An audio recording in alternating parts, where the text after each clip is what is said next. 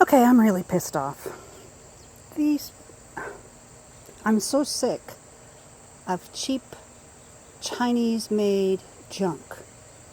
Cheap Chinese-made junk.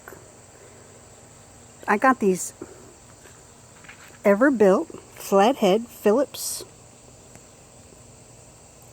head screwdriver, flathead Phillips head wood screws. I'm trying to use them to attach this piece of sheet metal to the back of this wood frame.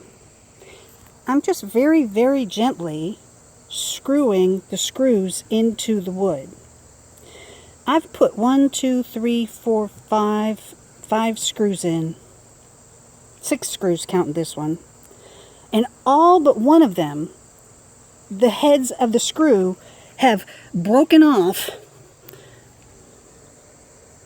Not because I'm over tightening it, because it never gets all the way screwed in, but because they're cheap junk, garbage, shit. I mean, if I can't even use the motherfucking screw to screw into a cheap ass frame without it breaking off before it gets in there, what the hell? Everbilt.